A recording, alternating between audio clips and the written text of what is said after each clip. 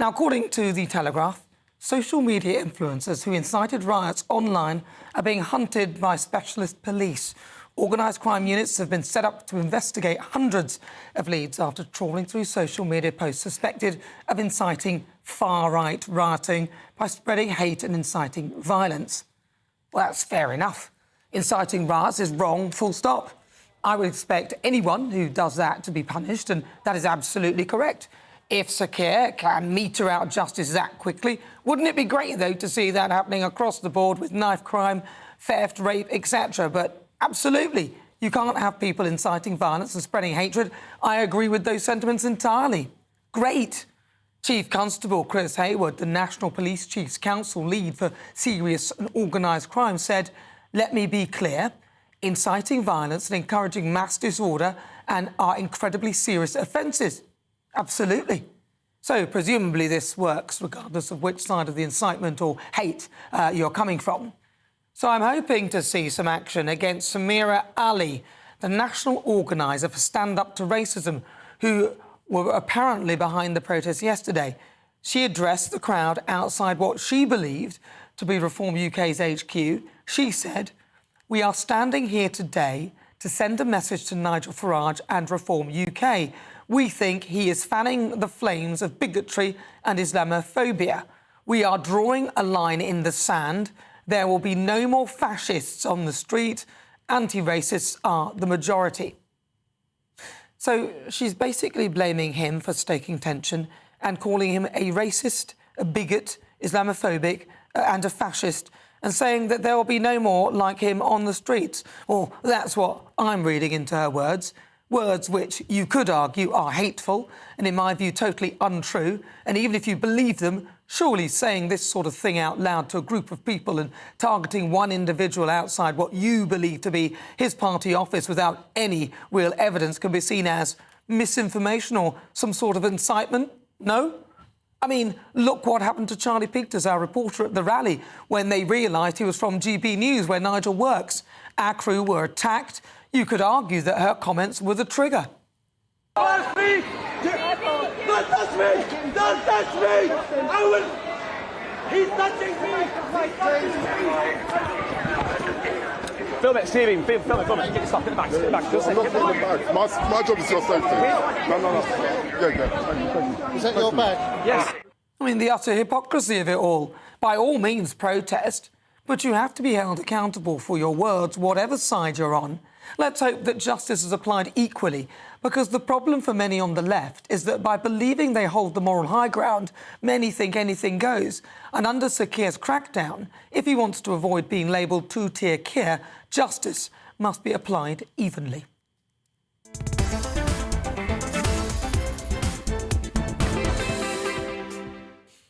Well, I'm joined now by former Labour parliamentary candidate and advisor Paul Richards. Paul, welcome. Well, Paul, you heard what what was said. Do you think that it was a fair comment with regard to Nigel Farage? Well, the thing I saw on your footage there, Nana, was that the police intervened immediately. This idiot attacked your camera operator, surrounded him. And I don't know whether he's been charged or not, but I mean, he was treated, in a criminal way because he'd obviously done something stupid and potentially criminal. I think the police are not behaving in a two-tier way. I think they are doing this fairly.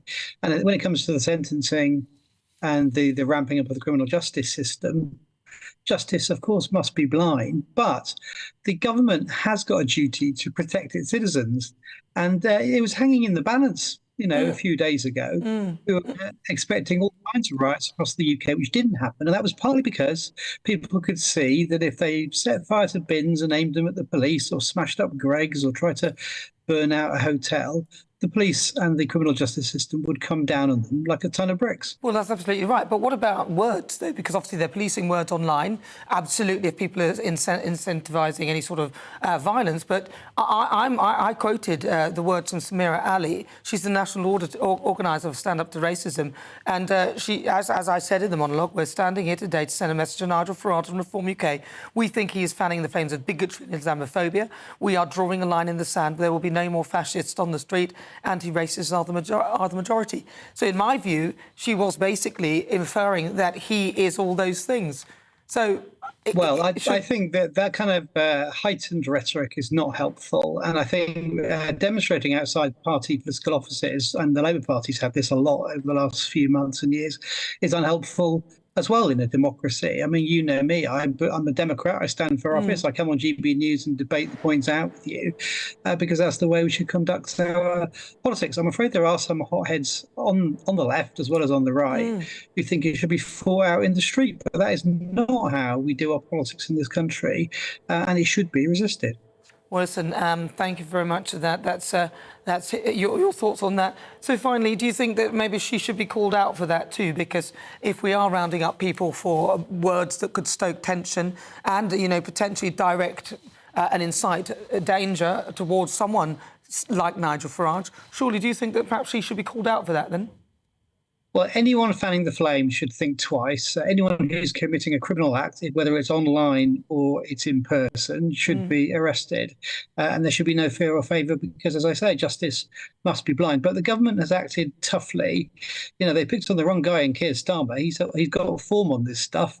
He knows what he's doing. He's marshalled the resources of the police and the criminal justice system and got fast justice. And that seems to have worked. It seems to have quelled the rioting, and there haven't been any big riots over the last few days, and I think that's largely down to the government. Well, it's largely down to the government, but I'd still like him to maybe have a chat with Samira Ali for those words, because I think they're quite incendiary. Thank you very much. Paul Richards, really good to talk to you, the former Labour parliamentary candidate.